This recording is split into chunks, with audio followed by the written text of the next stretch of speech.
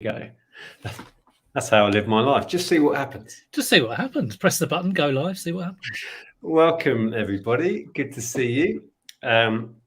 In my bid to get back into doing live streams, I chatted to James Boldfines, I think it's about a month ago already. And so I have now got Pete with me. So we're going to have a chat with Pete. How are you, Pete? I'm very well. I've been busily working through a kind of like a haul I got. And I quite like doing that because going to boot fairs and picking up stuff from there, that is kind of, stacking up. And I'm determined to list everything in the haul and get it sold as quickly as possible. So that's what I'm doing at the moment. Within the week? Because the dream is you go out the weekend, buy loads, list it in the week, go again. I know that is the dream, but I don't actually mind boot fair stock piling up. This haul is sort of like all odds and ends. It's kind of like boxes of misc. If you go to an auction house, it would be stuff like that. So there's all sorts of stuff in there. Interestingly, I'm on my own kind of personal listing push this week, and I'm making myself accountable. I'm videoing every day and saying what I'm going to list in the morning, and then coming back having listed it all to keep myself on track. So I'm seeing how that's going. I did a video today. I'm doing electronics because I'm terrible at procrastinating about those. They're the worst. They really are. I had a camcorder, and there was a hard drive camcorder with a SD card, and the hard drive had corrupted. And I went through all these options of, okay, I could get a new hard drive. That'll cost £30. I could get, like a solid state drive and put that in, but it was a ZIF connector. I could sell it as spares repairs. I think I spent literally a day thinking about it. And Liz just said, just put it on and get it listed. I think it cost me 20 quid, and spares repairs, I could get 50. So it went on spares repairs, Yeah, turn it over. Absolutely. Turn it over, get it done. So yes, we could waffle for the whole hour, but we do have a topic. Also, we have some people to say hello to, so we will quickly say a few hellos. And then we're going to talk about how reselling has evolved for us as a thing in general, and how it continues to evolve, and just see where the discussion takes us. I've got a few notes. If you've got any thoughts on that, pop them in the chat. Speaking of the chat, first in tonight was the lovely Leanne. Hello, Leanne. Have you listed some of the electronic stuff yet? Yes, I have. I made myself accountable, and I got everything I showed in the other video listed, or did I? No, I didn't quite. Leanne's holding you accountable as well. Look at that. Yeah. That's the point. It's funny because just putting it on video, this is what I picked off the shelves, this is what I'm going to list, is enough for me to get it done. It's fascinating. It really is. It's that little push. People remember stuff if you do a video. People will remind you, definitely. Yeah, well, I'm doing it daily. So the next day I've got to own up to what I've done or not. Adrian, yes, good evening from a sunny, muggy, humid Chippenham in Wiltshire. Lovely. Matthew, hello, Matthew. Hope the skateboarding's going well. Antoinette is in. Elaine, there's Damien. Good to see you. A couple more. We've got Steve. Peter Ray from your neck of the woods. Just down the road. Yeah. RS, and there's Jennifer. So welcome everybody. We will scoot down to the bottom of the chat. Let's see if I've got any comments yet. Somebody we were just chatting briefly before we went live about the mortgage-free video. See, I would disagree that I'm lucky, but thank you for the comment. Make your own luck, don't you? I would say it was hard work and commitment that got me to there, but yeah, I know what you're saying. Thank you. I'm privileged, but I got to that point through my own hard graft. Okay, let's... Z's in as well. Just seen Z up there. Oh, is Zahir in? Fantastic. Yeah, it's just above that comment. You probably... Zahir, drop me a message because I'll forget again. If you want to come on and have a chat, we've not done that for so long. Oh, that'd be good. Old school. Zeb, hello, pair. Hello. A Tuesday treat. Do resellers evolve like Pokemon? Yeah, I'm actually Boldfines. I've evolved into sales of the unexpected. There we go. Good point. Yes, you're version 2 of people. I know, and then next time it will be Zahir. Is the evolution of me. Yes. That's a scary thought, isn't it? So interestingly, when you came up with the idea for the topic that we'd chat about, it was good timing because I put that video up about how I got to where I am. My evolution has gone eBay, high street and Amazon, and then back to eBay, and then FBA, and then high street briefly again, then back to eBay with Amazon, and now it's eBay, no Amazon, Etsy, and YouTube has evolved into part of our business, and we're now up an app company. It never changes. It never stays still for us. So how's your? Well, a little bit more simpler than that, I would say. So, I mean, I've only been reselling full time for about 6.5 years, and I think first year or two was eBay. Then I really tried Amazon because I was sort of like inspired to do FBA, and I got that up to a good level. But I just found like juggling the two was difficult, and then finding the deals was difficult because I really wanted to sort of like push that quite hard. And I bought, you know, that you have those softwares where you can do searches. I think it was called FBA Wizard or something like that. And I tried that for 3 months, and I was kind of, my expectation was that I'd really get some great deals, be able to buy them in quite big quantities. But it was kind of like a moment of realism that a lot of people on Amazon were chasing quite small return on investments. So when 30 or 40% ROI seemed quite good, that didn't seem good to me. So I kind of went back to eBay. So I'm pretty much all eBay now. Bits of Facebook Marketplace, bits of Etsy, but there's a few things I push sort of outside of reselling as well. But interestingly, I mean, you were saying there with Amazon FBA. Did you do FBA, or was it just merchant? FBA, FBM. Yeah. But you tried it, you see, and that's the key there, because you may have found something in that worked for you, and you could evolve your business into that without trying and knowing that maybe it wasn't quite right for you in your situation. You learned that and moved on. I mean, it was really good, but I mean, I think there are a number of factors. I mean, I used to source a lot from charity shops, and so I get a lot of board games. 5 years ago, go out and get a board game for 2, 3, 4 quid. No, it would go on Amazon for like, I don't know, maybe 20, 30 quid. The trouble was, I was finding all my local chazzers were looking up stuff on Amazon. They had post-it notes in the backs of books with how much it was worth on Amazon and the SKU and all, so it became really, really difficult to actually source to feed Amazon. So that's why I kind of like focused more on eBay.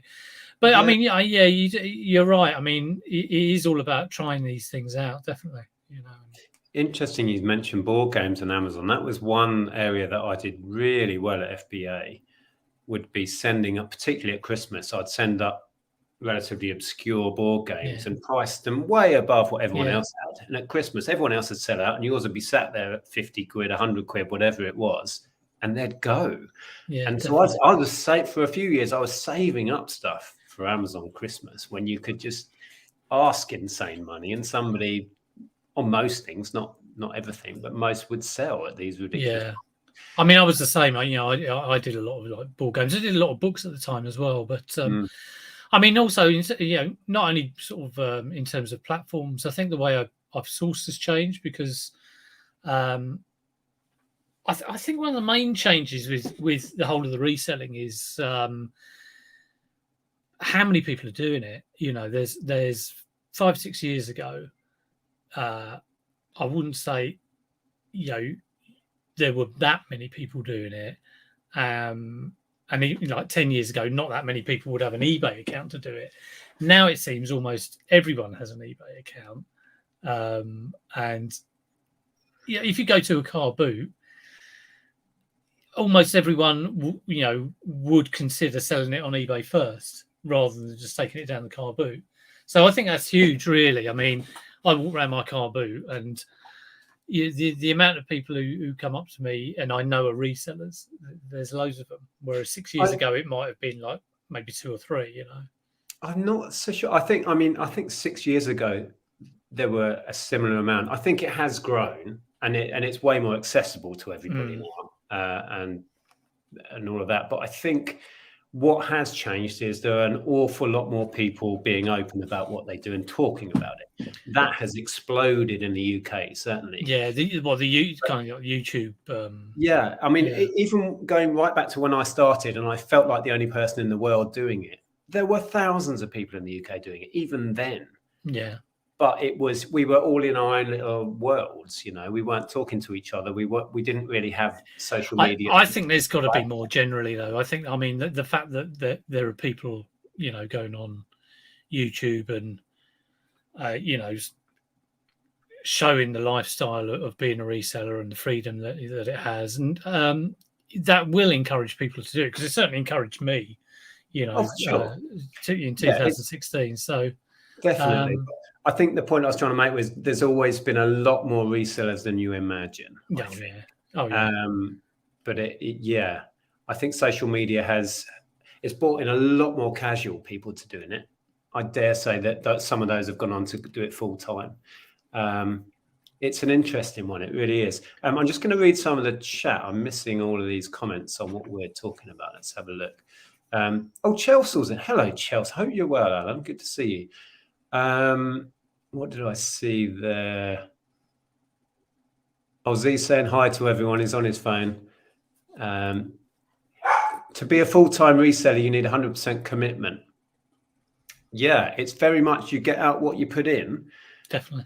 And it is a commitment to do it. Yeah, definitely. It's a big leap from part-time to full-time. We've discussed this before, but what's this one here? The Feral Gamer. Not sure if I'm just lazy. How do you get over the hump of going to the post office every couple of days, selling items that only sell for £5? Is it worth just selling higher price items? If it's not working for you, you need to change it. There will be people out there that, I don't know, just do media and their average selling price might be £5, but they're happy to turn over loads and loads of those items and it makes sense for them.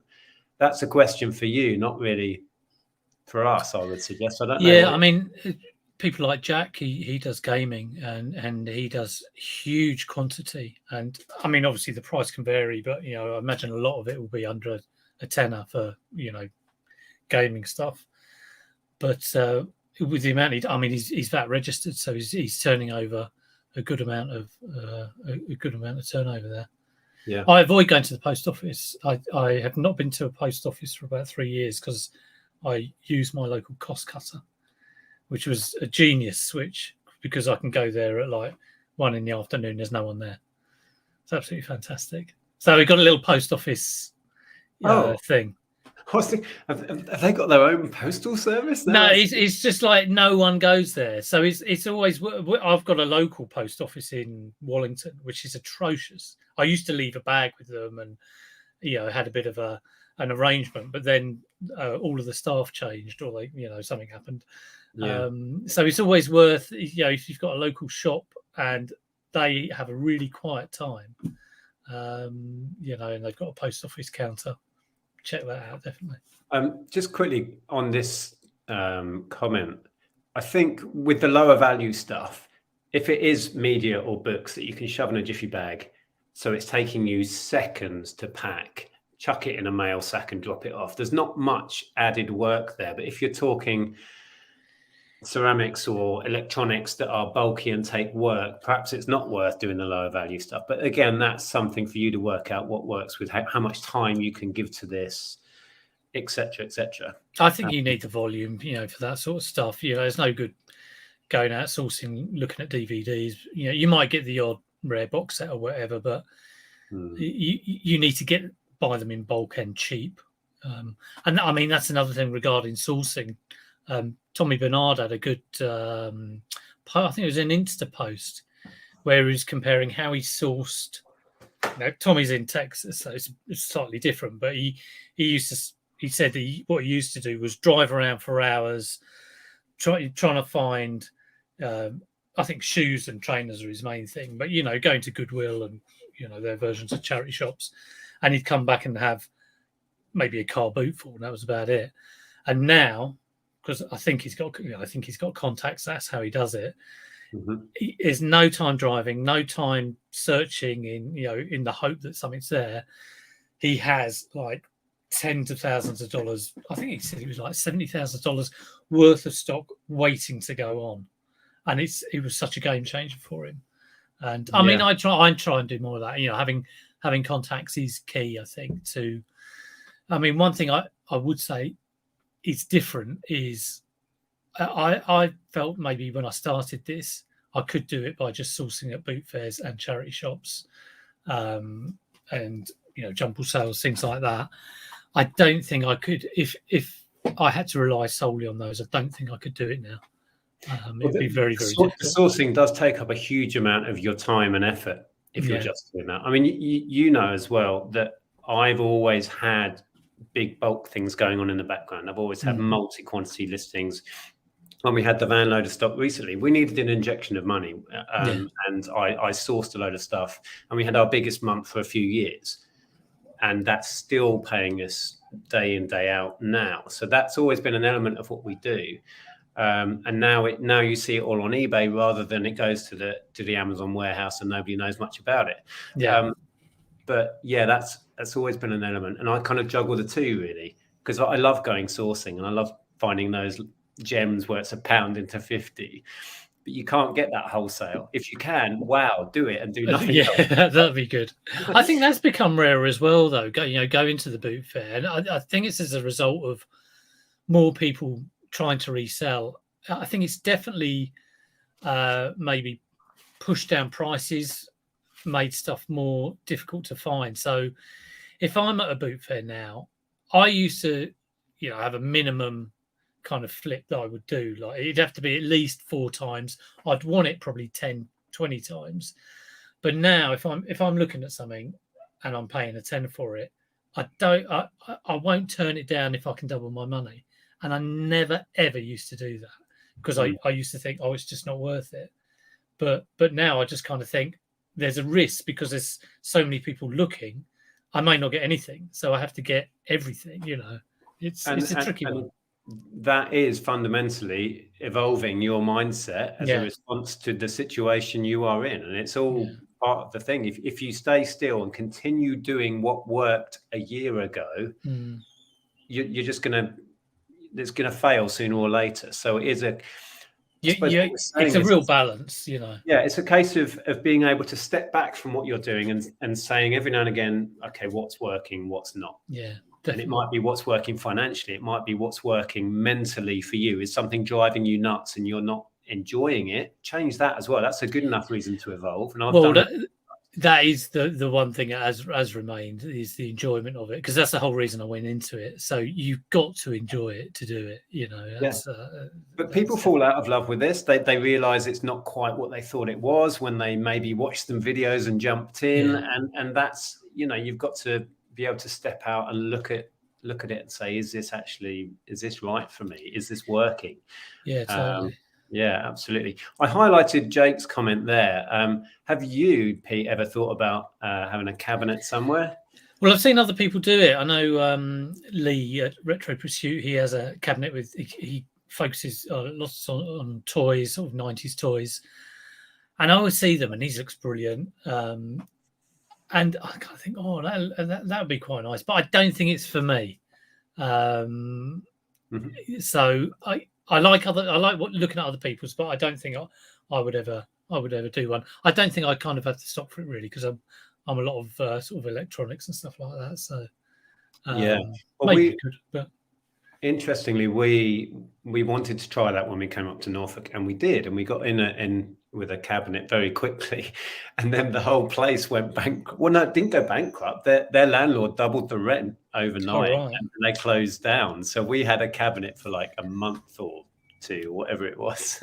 So what were you putting in it? A lot of yours sort of ceramics, and it was an antique centre, so it was Andrea's Antiques and Collectibles. Yeah. And we had a bunch of sales, and we could see that maybe it might have worked if we'd have learned what would sell in there, but we just didn't have enough time to keep it going.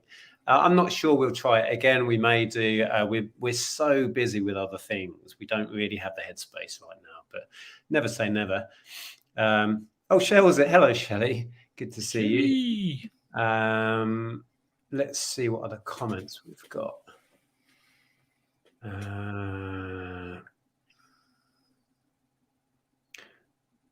I know Shelley's very much into cutting back minimalistic approach at the moment.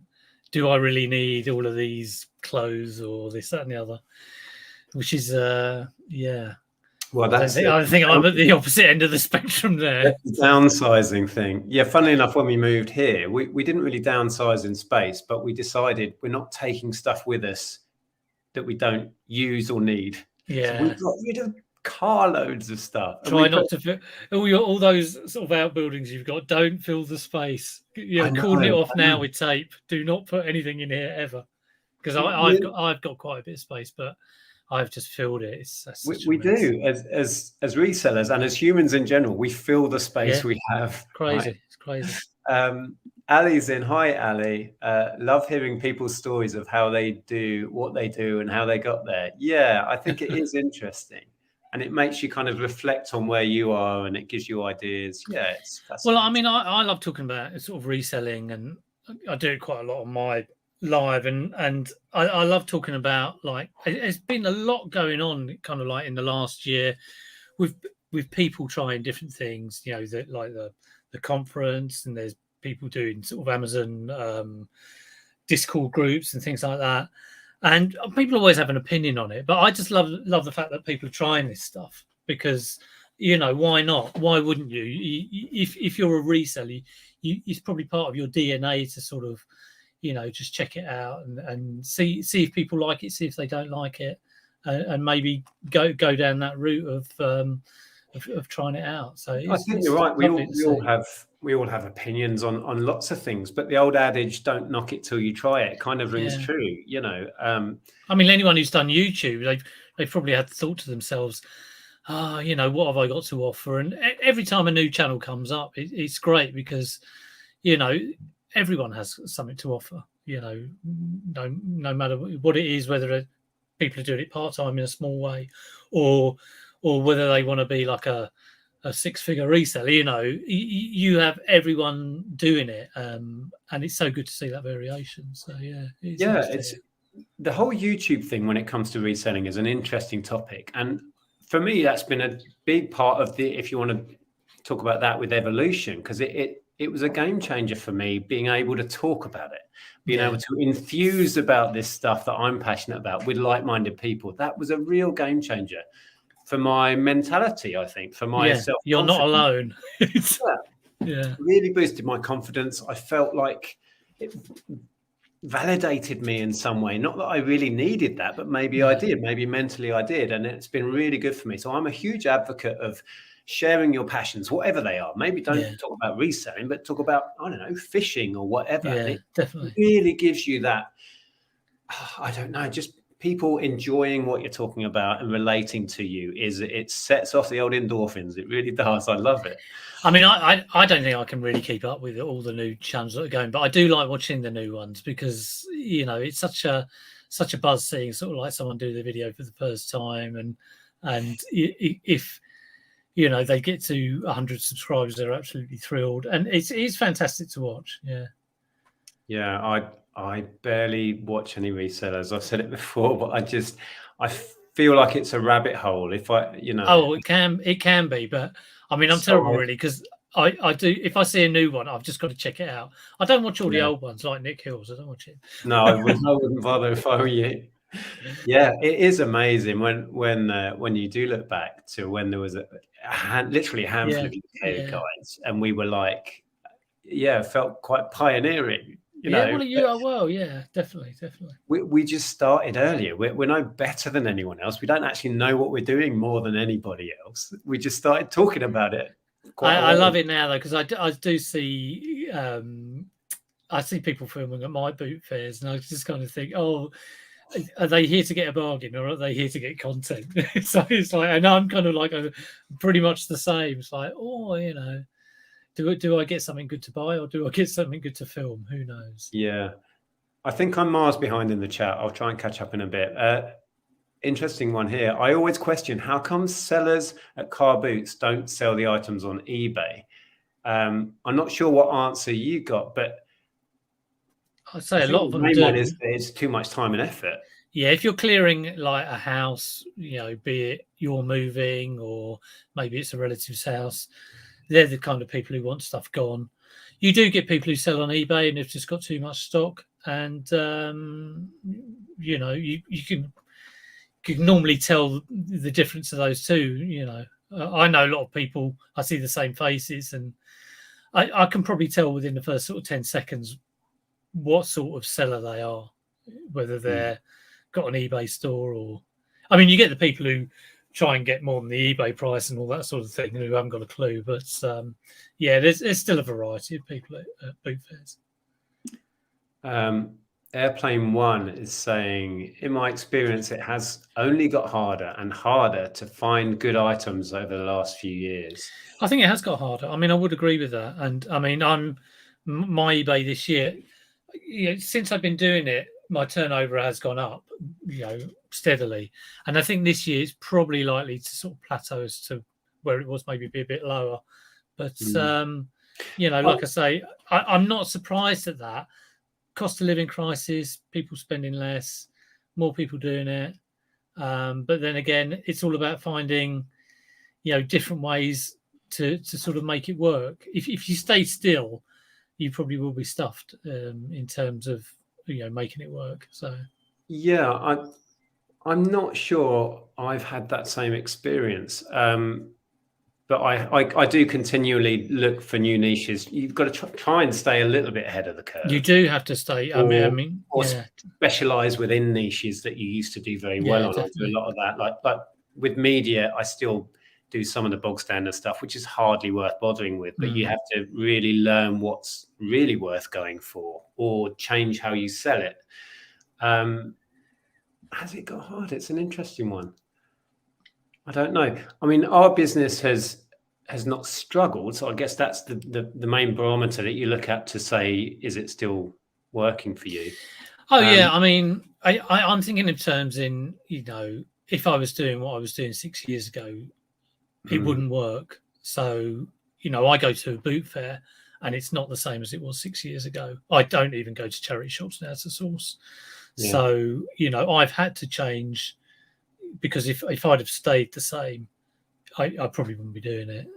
Like I say, I've pushed other non-reselling things as well. So, yeah, I would think, and a lot of my local resellers I know would agree with me there. So I don't know whether it's a thing down to my geography of sort of being South London, but I don't know really. But I think it's definitely, 4 years ago I'd go to a car boot and fill the car. Now I'm lucky if I've filled a bag, sort of thing. So yeah, that's interesting. And I suppose because I also mix in getting these bulk deals of stuff. Yeah, that's certainly in the last 6 months or so has been a much bigger part of our business than it was through COVID, etc. It's an interesting thought. It really is. It does take the pressure off if you can get like big hauls like that. Definitely. I mean, absolutely. I've been working on one this week, and I'm just like, so it's such a good feeling, sort of getting your teeth into it. So, well, SHB there says, so based on what you two are talking about, is it worth starting reselling? Is it getting harder to find stock? Well, I think it all depends on how you plan on doing it. I mean, I think if you're planning on just you'll have to work at it, and if you were around here, one sec, carry on, and you were planning on just maybe going to a boot fair 2 or 3 times a day, 2 or 3 times a week, and sourcing in charity shops, I'd probably say no. But if you are sort of prepared to search out contacts, talk to other people, then it definitely is.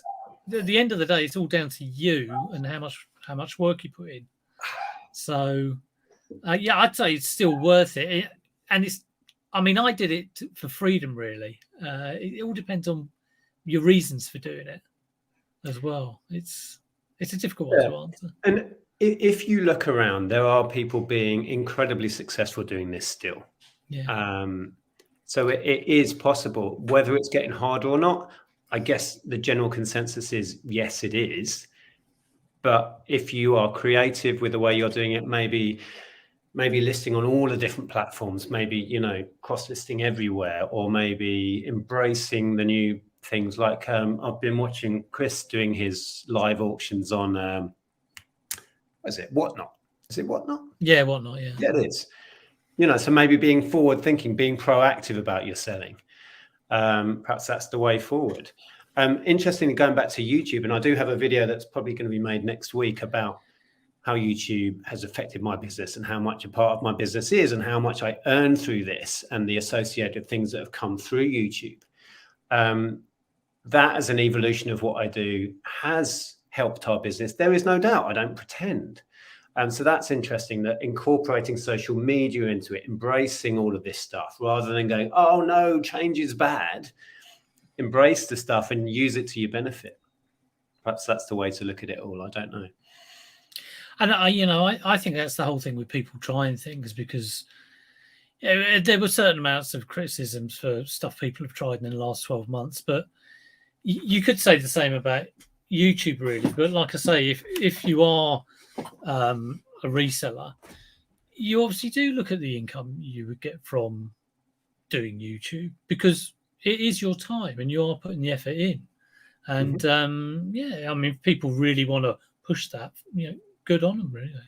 I'm terrible. I put not a lot of effort in my YouTube, and it shows. But I do it for the enjoyment of it, and anything else is a bonus, really. So yeah, and not everything we do is directly financial. There's a lot about, like I suggested before, about YouTube. It's a lot. It helps my mental health. Yeah. It helps me socially. It helps me in my confidence. The fact that it now helps me financially is a huge bonus that I'm not going to turn down. Yeah, definitely. But there's more to it than that. Let's see what comments we've got. Leanne's saying there, I use a local shop 3 miles away with a post office counter. They are lovely staff, plus save boxes for me. Perfect.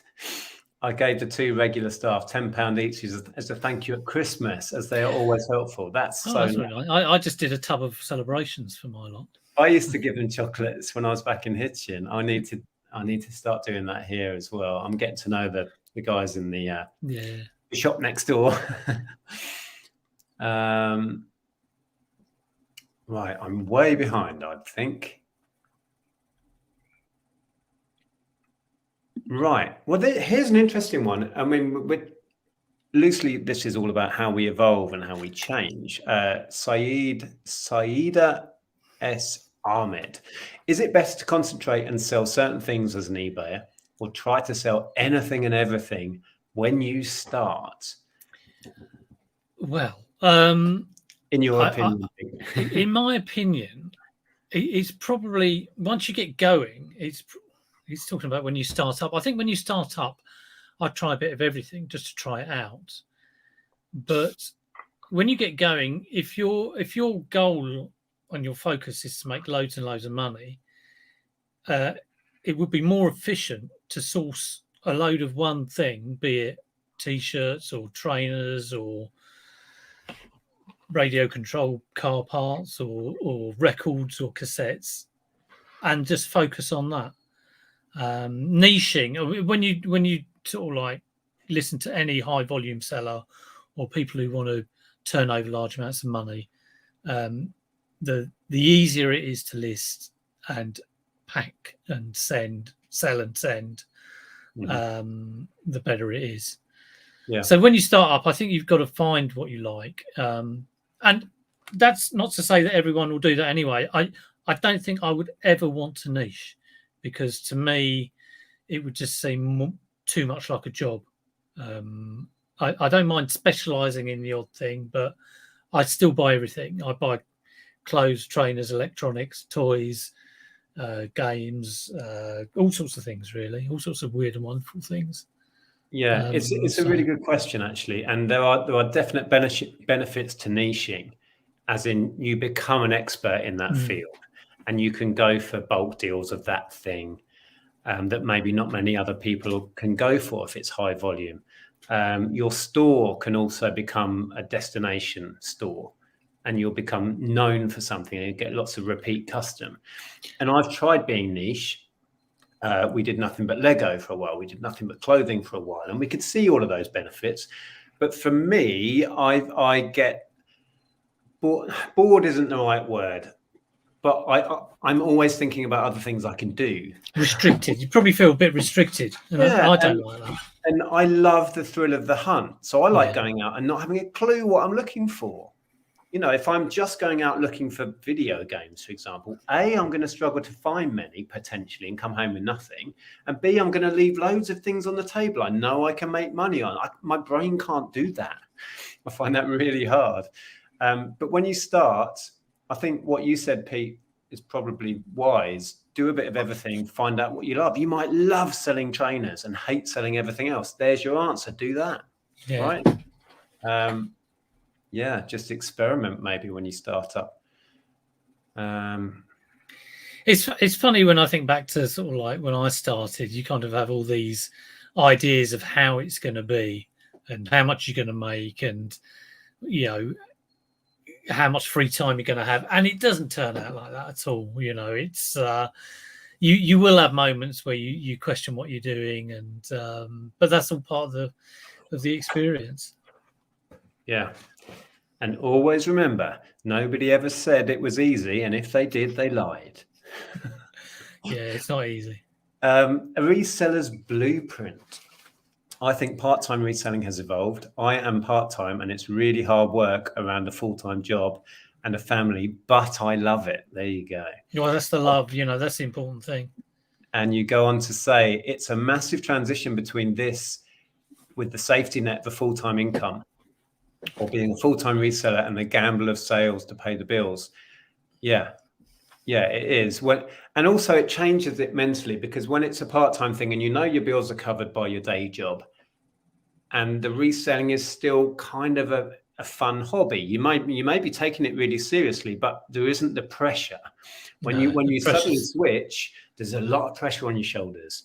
Yeah, if you go to a boot fair and you know, I get this when boot fairs open after the winter, and I haven't sourced for ages, and I can go down the first couple of rows, and if I haven't got anything, I'm thinking, oh my god, because you kind of feel like you have to get something.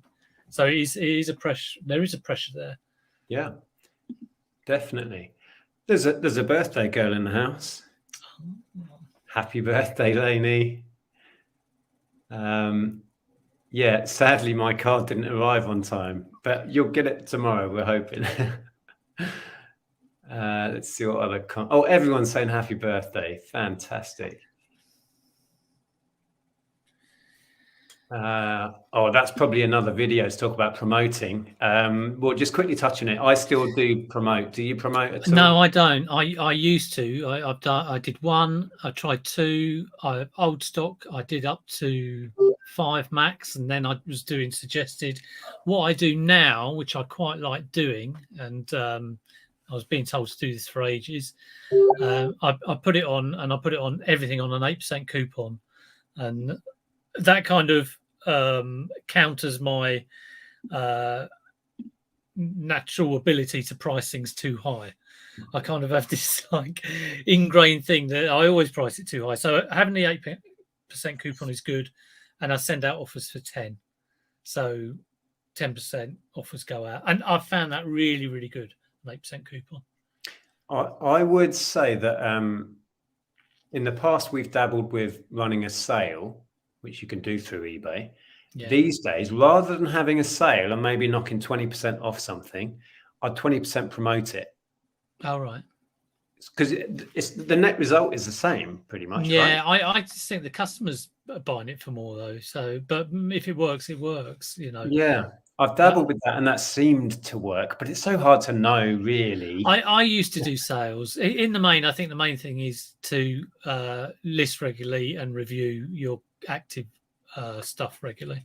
That's the two things I will focus on. How to track sales? we can quickly touch on this. A bit more of an admin-y question. That's How much right. do you track your sales? I had an Excel document with each item, cost and profit, but it got too much to handle. Just wondering how or what you track. I can answer that quickly. No, I don't at all. I do, but I have a sheet for purchases. So well, you have to track it for tax. Obviously, I do that as an expense and income, but I don't individually do the items. Do you still do not individually. It won't be like, oh, I bought like an Xbox console for a £5 and sold it for 30. What it will be is it will be on a purchases sheet, maybe in April, and then when it sells in May, it'll be a download from eBay. So, or eBay or PayPal. I think it's eBay. You can download the reports from there. So, Steve is loving the spreadsheets. Tracked all of mine from the first sale. I mean, I guess it will be fascinating to look back at. If you can track all of that, and then you can quickly do your monthlies on that, can't you? And see how you're doing week on week, month on month. But in the main, it's just a case of tracking how much you spent, how much you've got. But I do individualize it, but I don't have that item bought and sold at this and profit at that. It's more general than that. I like this one. I'm 10 minutes behind, but the irony of YouTuber resellers moaning about so many more sellers these days, just lol. Well, it's not moaning; it's just pointing it out. It's the reality of it. And the thing is, it was always going to happen because YouTube is there, and anything gets talked about on YouTube. So it would be a very strange world if reselling wasn't talked about. Yeah, I mean, obviously, the YouTubers have influence on a certain amount of people, and it has a quantifiable effect. But as you said, in the information age, nothing is a secret anymore, and somebody somewhere is talking about it. It was always going to happen, and it's like the cat that's out of the bag, and it's not going away. Has it had an effect? Yes. To what effect? How big it is? It's so hard to quantify anyway. And it's had positive effects, negative effects. I mean, now when I'm aware that, like, my channel, if I looked at the demographic of it, it's probably a lot of the people who view it are local. Because a lot of them come up to me, so I'm quite wary about saying, "Oh, I've just been picking this up at a boot fair. No one's ever got this," because I know there'd be like, I don't know, a dozen people looking for it at my boot fair, and they'd show me it when they got it. So yeah, I mean, you certainly are careful in what you say. You don't go on there. I mean, I don't go on there. I love talking about stuff, but I don't go on there and give away loads and loads of information. Let's see what else we've got.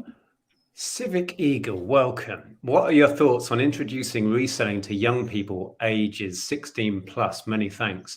Well, if I start on this, I think reselling is a wonderful thing to start kids off as young as you like, because it teaches the fundamental principles of the value of money. Yeah. And the value of an item, and the fact that maybe it was 40 quid when you bought it. If you want to sell it on, maybe it's now worth a tenner, and getting that in people's heads. But also the fact that stuff lying around that you're not using has a value, and you can liquidate that stuff and get the money out of it. Just putting those thoughts in kids' heads. I talked to my eldest son, and really, I'm probably more likely to get ideas off him, because he comes up with all sorts of things that him and his schoolmates are talking about. But he's interested in kind of investing, making money. He thinks he can sort of magic out money out of nowhere. So I do have to sort of put the brakes on him a little bit. Wow, there's so much chat. Apologies if I'm not picking up on your comments. There's just too much to highlight. What's he saying there? I've had a struggle in terms of quantity of quality finds this year, mostly down to not working as hard. Right. We haven't sourced since we moved. We haven't sourced as much as we would have normally done. Sourcing is difficult because There's obviously knowledge involved, but sometimes it does just come down to luck. I mean, if you go to a boot fair and someone has picked up some wonderful gaming bundle, I see that happen quite a lot. And the conversation that, everyone's pleased for someone who's got it, but it could have been any of probably 50 people who was at that place at that time. So there's a little bit of luck, but also, experience and knowledge help you make your own luck, as we were talking about earlier. Well, exactly. You make your own luck because that should inspire you to get up 5 minutes earlier next time, or go to an extra boot sale after you've done that one next time, and push yourself that little bit harder. Or just know about something else that you would have missed on that table, Yeah, the luckiest people we know are the hardest working ones as well, usually, right? Definitely. I mean, the stock isn't going to ever sort of come to you, even if you know what it is. You do have to get out there, and you do have to increase your knowledge. Definitely, try loads of things, and you learn quickly. What's Johnny John saying? Noticed a number of times in charity shops, staff claiming the goods before they are put out. Last example was a Barcelona home top, which nearly made the shop floor until the staff member kept it. That has been the case. It's been the case for years. Beginning of time. It may be more common these days, definitely. I mean, like I say, I don't do charity shops anymore because definitely not the main ones. I mean, if I did find a little, hospice one somewhere, I might pop in, but it's not part of my routine to go down the charity shops. So. Well, people talk about charity shops till the cows come home. The fact is, most of them are now selling on eBay themselves, and so they should be. Their job is to maximize the profits for their charity. Totally. But we still find things that slip through the net regularly, But gone are the days in the 90s where you could walk in a charity shop and just have, everything 50p, and you just find all sorts of things like Nintendo Game and Watches sat on the shelf. That does not happen anymore. But yeah, the thing is, things happen. The things happen, and things will always happen, and you do have to change. And there's no point.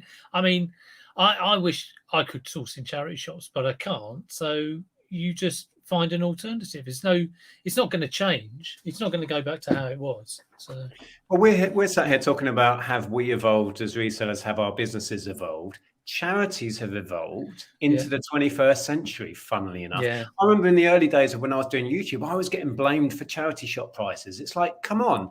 They're not. It's not down to me that the high street charity shop is changing. They were going to discover the internet without me talking about it. And they've evolved, and rightfully they should do. Wow, there's so much chat. Oh, Brum Resellers in. He's just put in a comment. I'll read it. He says, "Stock will come to you if you can position yourself so it comes to you," and that's all about sort of contacts and. It's I think it might be. I said it won't come. If you just sit there, it's not going to come to you. You have to work at it, and you have to get out there and make those contacts. Yeah, and Brum obviously is talking about it from a retail standpoint. So he set up a place. Here I am, bring me stuff, and funnily enough, they do. And I had the exact same experience when we started in retail, and we thought, are people going to sell us stuff? Are they? And I just put things up in the shop window. That's as far as I advertised it. I will buy video games, CDs and DVDs. The day we opened, we had people queuing up with boxes. It was like, oh my God, this was easy. If you can, if you ask people or just communicate out there what you do and what you're looking for, it's amazing what can happen. So. I was stunned how much stuff just came through the door every day. Totally. Okay, what have we got here? Ian is in and says, good evening, Nick, Peter and Room. I'm a retired and downsizing private seller with a huge collection of records. He wants to talk to Brum. So he wants musical memorabilia. Wow. I'm selling on eBay. Has anyone tried other sites with success? Interesting. Well, maybe you should try Discogs, but my main one is eBay. You know, I would probably say like over 95% of my stuff is eBay. Little bits on other stuff, but nothing major. I have, apart from the high street as an outlet, I have used eBay and Amazon for media. I've been recommended Discogs so many times. I have bought through Discogs several times recently. I just haven't taken the leap to sell on there. I do very well on eBay with vinyl, and that suits me. So I haven't even experimented with it. Yeah, perhaps I mean, I think if it does for you, you know, that's fine to keep it on eBay. But if you were doing thousands of records every week, then you might think about something, you know, like Discogs. So. Some advice coming in. My advice is to have separate eBay sites for each niche. This way, the items sell for more. Interesting. I think there might be some truth in that, because I think if you've got a shop where you're one thing I've noticed, that if I'm suddenly listing trainers, for example, I will suddenly sell a pair of trainers that have been on my store for ages, like you think was a dead item. It's woken it up, and it's like putting it in that category just sort of like livens up everything else in that category. So if it's niche, then it'll be constantly doing. I think all that is you've listed a new pair of Nikes, for example, right? And that is, the algorithm is pushing that because it's new. So it's appeared in front of somebody, they've clicked on it and go, oh, they're nice. They're not quite my size. I'll look at other items, and they go to your trainers within your store and they go, oh, there's some. Oh, they're my size. And that's where you get the sale. So it's the old thing of, does listing boost sales? Yes, because it's attracting people to your store. Well, I mean, that's totally right. I mean, if you've got like Ken, he sells postcards. And I'm sure if someone's into buying postcards, they would go to his eBay store and start looking at postcards and just be going down the rabbit hole of looking at everything else in his shop. And that's how you create sales. So, and also going back to the benefits of niche, when we did Lego, so what we would do it, we would part Lego out. So we'd do it by the part numbers, right? And then you'd have offers on. So only pay one lot of shipping, for example, and then take whatever you want from our store, free shipping. And people would then build up a cart full of stuff. And we would get repeat custom. We'd get people messaging us, I've just ordered this. Do you have any of such and such in a different color? And I'm like, oh, I do. Yes, I'll make a listing for you. How many do you want? Yeah, it's definitely a good idea. If you can source the quantity to do that, definitely. What was this one? Johnny John, my sales are improving on Vinted, declining on eBay. That's interesting. I think Vinted are doing well. Oh, here we go. I always enjoy watching your lives, Pete. Yeah, they get kind of like labelled as a bit controversial, but I do just like talking about anything really. Well, and not really. Because people have opinions, and I love hearing the opinions. As long as no one's like outrageously rude or anything, I'm quite willing to sort of like just get people's point of view. I think it's great. Yeah, definitely. Did you need to wrap up on the hour, Pete? Or... I don't mind really. I'm going for a little bit longer if you want. If you want to sort of get towards the end of the chat. See, I'm way behind in the chat, but we'll keep. Yeah, get to the end of the chat. We might be done in about 3 hours.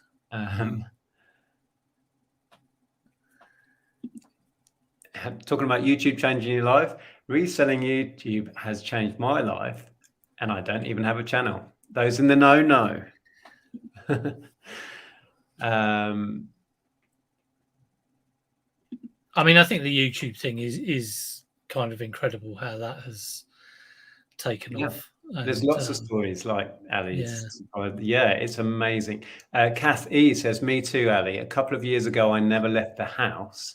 I started to go out because of Carla and Lex's encouragement, and Lainey too.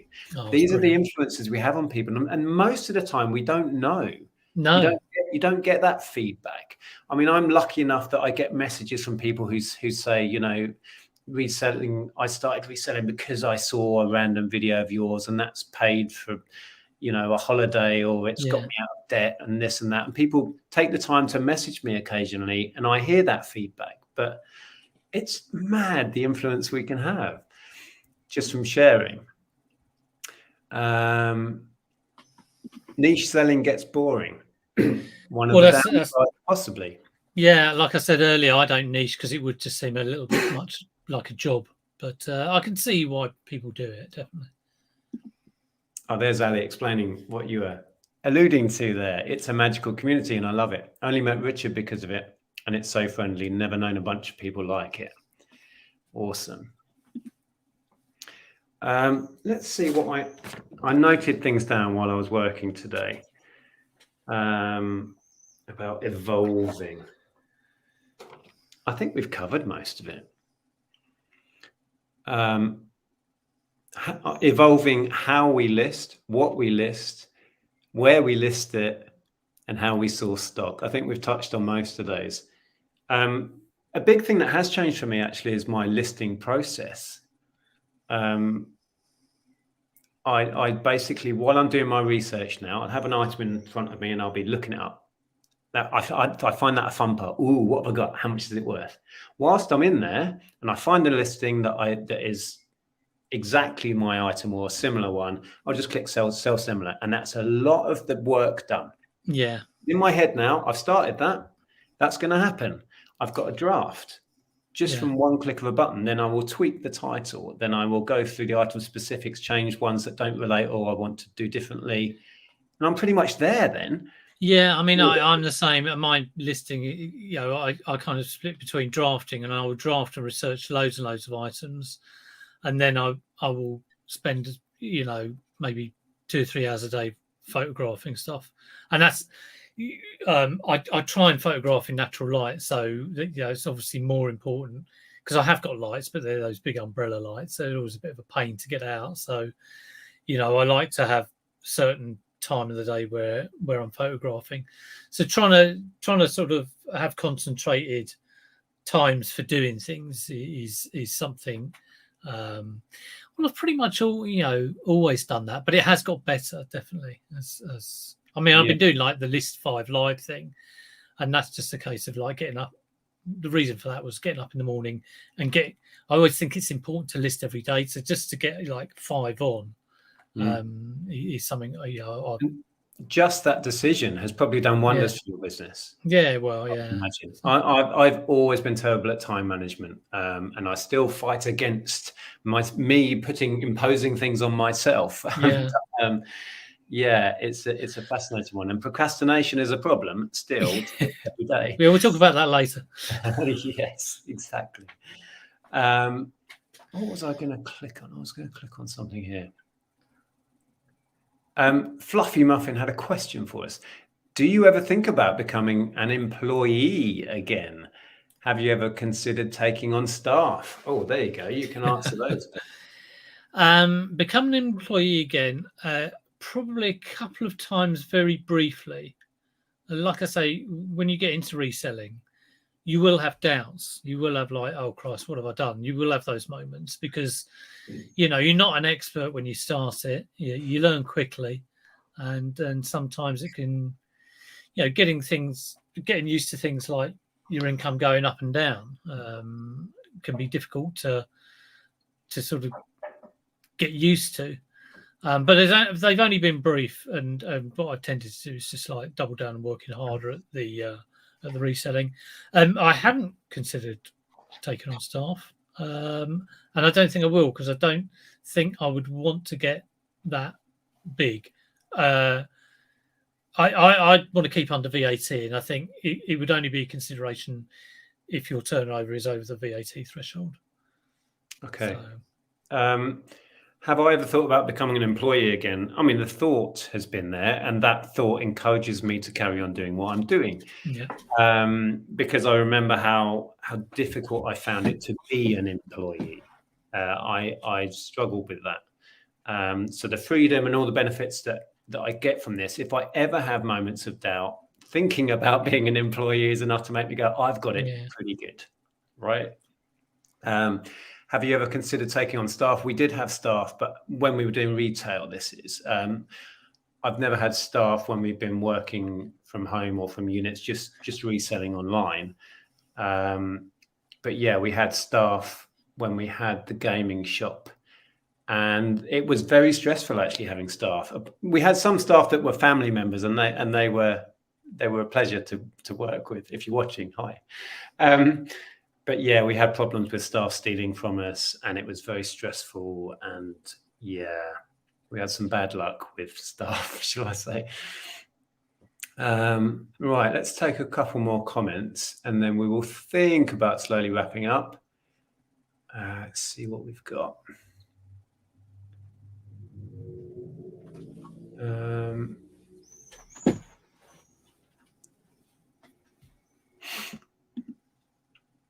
This is going back to is sharing good or not, which maybe is a subject for another week. But with more reseller channels, videos existing, you're going to get more people buying something, stroke crossover, because they're specifically seen and gain the knowledge from a video. Absolutely. And we share to pass that knowledge on. And people say that it ruins items. I remember way back, I think Zahir and I, in the early days, talked about the Mewtwo. I used to get frustrated because I'd never find them, and he was finding them. I think it was Zahir. And funnily enough, the prices on those have only ever gone up. Yeah. Right. Flat Eric's another one that I started talking about way back when. Everyone was like, what's he talking about? Oh, I'll keep an eye out for those. Prices on those have only ever gone up. So I don't know how many thousands of people have heard me talking about Flat Eric's, and they're now on their radar. Prices haven't slumped. There are examples where maybe the prices have slumped, but there's as much to do with demand, supply and demand. But then you might say, well, there's more listed because more people are buying them and selling them. But yeah, I don't know. The jury's out on that one. The fundamental thing is I'm happy to share my knowledge, and there are thousands of people now sharing their knowledge, and it's not going away. So it's part of the evolution. It's here to stay. Yeah, people know stuff, and like I say, it's down to you and the work you put in and how you build your knowledge. Yeah, you can't stop people talking. So I'm not sure if I had it on highlight, but there's the comment. It was Zeb. Yeah.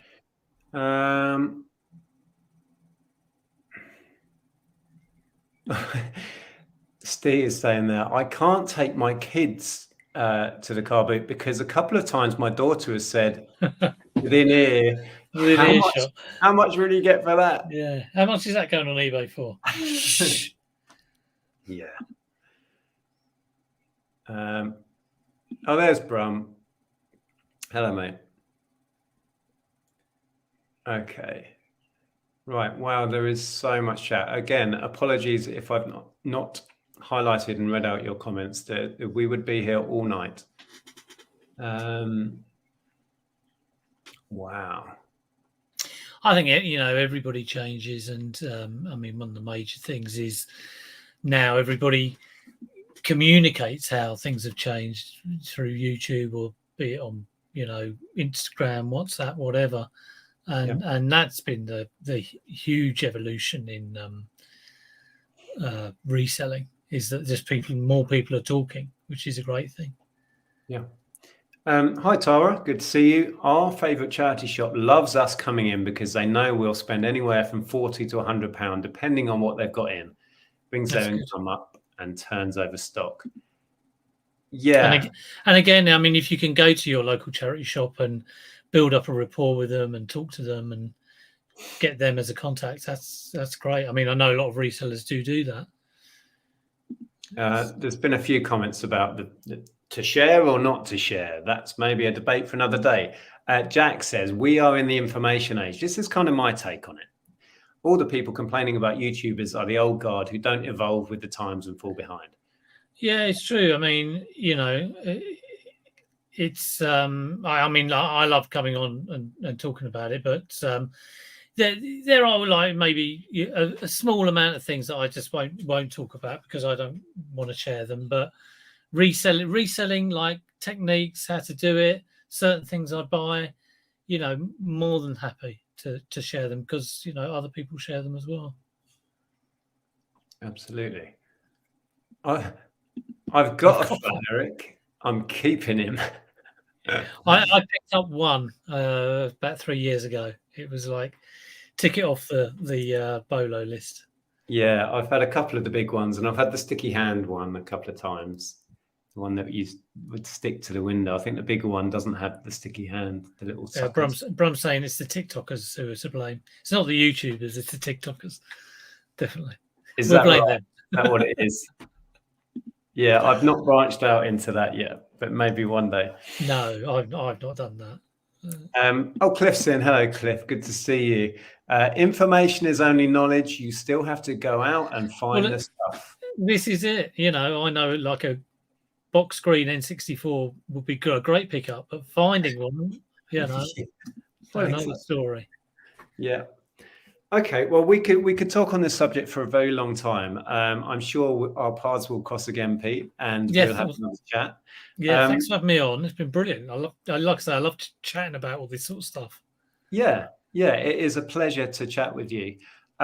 Pete has a channel called Sales of the Unexpected. So please go over there. I'm pretty sure I did put the link below, but if you search Sales of the Unexpected, it should come up. Funnily enough, I think if you still search the vinegar jar, you still come up. That was my old name. Yeah. Yes. It had to be changed. So what could people expect if they did go over and have a look at the channel, Pete? Well, every Monday I do my List 5 live. Apart from I didn't do it yesterday because I was busy, but normally 99% of the time it's a weekly thing.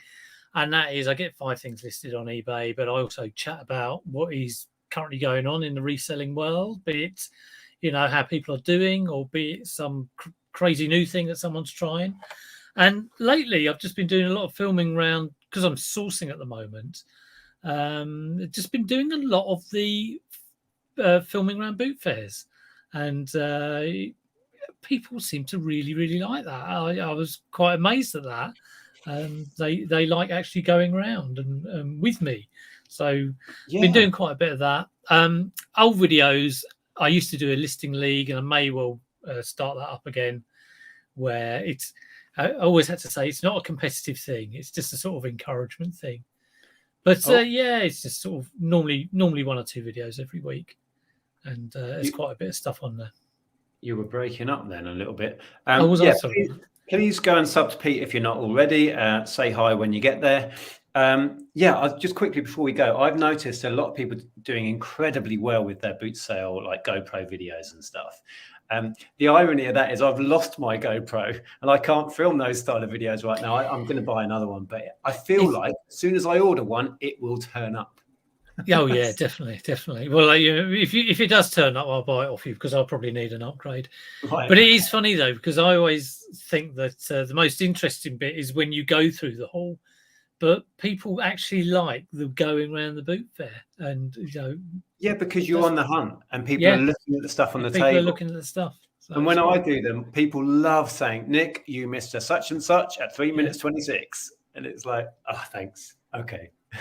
I always get picked up on how much like lower I come in for a price. So like, I can't believe your offers. I'm like, well, you know, the extreme haggle. I find it comes out without a thought. I auto haggle.